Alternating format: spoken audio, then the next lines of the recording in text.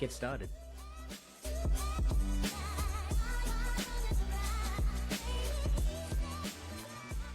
All right, here we go. We have another enthusiast here at the Wandering Hours Watch Fair. So, how you going? Yeah, good. And yourself? Good, thanks. Please introduce yourself and please let me know what's on your wrist. I'm Zach. I am a watchmaker by trade here in Western Australia. Today, my choice was a 1970s Bulliver snorkel, 666. That's beautiful. Um, I'm going to put this up to the camera while you chat. Such a funny story to this one. That bezel, that watch, I got it without the bezel, basically, and I hunted for 5 years for it. It took until I got just purchasing just a bezel alone. So it was quite a bit of a story, a good story, and beautiful patina for it. I'm quite happy to get it. That's amazing. That's amazing. No, it's such a cool watch. I haven't seen that color on that snorkel before. Like, it's gorgeous. They came out in a blue, a red, and a green. The red and the green are super rare. You never see them. But the blue is usually a lot more solid. Obviously, it's patinaed quite heavily over the years. And the second hand is actually all original.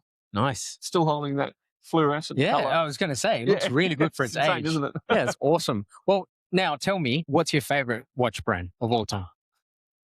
Favorite watch brand of all time? That's such a hard ask. It's a hard question. As a watchmaker, it's very difficult to ask. Yeah. I mean, of course, Breguet, easy answer. It's more about the movements for me. Yeah. Like, I like some odd movements. Okay. One of the things I've always enjoyed. Well, tell me your favorite movement then. Well, yeah, man. Yeah, it's hard questions. I really am into at the moment the Citizen Superjets movements. Okay. Which they're not a centrally mounted rotor. They're an orbiting rotor, which is really cool. But there's so many. I mean, Rolex 3135, you can't go past. That's what I refer to as Duplo for watchmakers. It's not even Lego, it's Duplo. They just go together. They're crazy good. The reason why Rolex works so well is those movements. 3135 is amazing. Can't go past it. The unsung heroes of the watchmaking world, the ones we see all the time, the 7750, 2892, 2824, we see them for a very good reason. They're fantastic. They work. They're workhorses. They're just wonderful movements. But, of course, there's some little unsung heroes out there. A lot of the older brands, Cyma. Okay. Yes, you don't hear about them much often. Yeah. Satina movement. Any of those Satina movements of the late 60s, 70s. They're just fantastically built.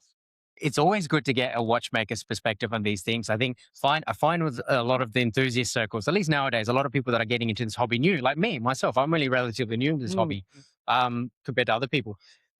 Talking about, Sellita and ETA, and that's kind of what a lot of people know about. Oh, man. And it's interesting to hear about this. That's a topic again. Yeah. I mean, Sellita, a lot of watchmakers seem to have problems with them.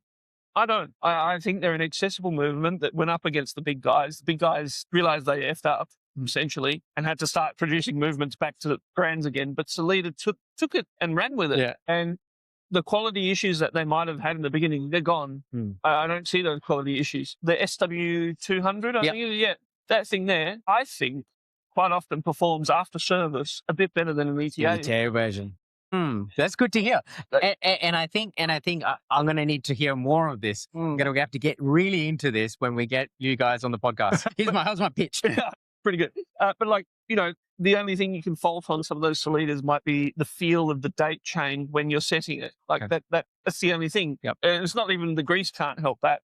It's just the material. But really, there's not many problems with them. I find them to be just as good. I mean, you have some wear issues, but they're usually cheaper. They're in a more accessible watch. That's what I like. Well, that's such a great perspective. I love that. So thank you so much for coming down and sitting down with us today. No trouble. And I'm hoping to get you on for the full format of the podcast one of these days. Sure. And it was great to meet you. You too. Thank you. Cheers. Thanks.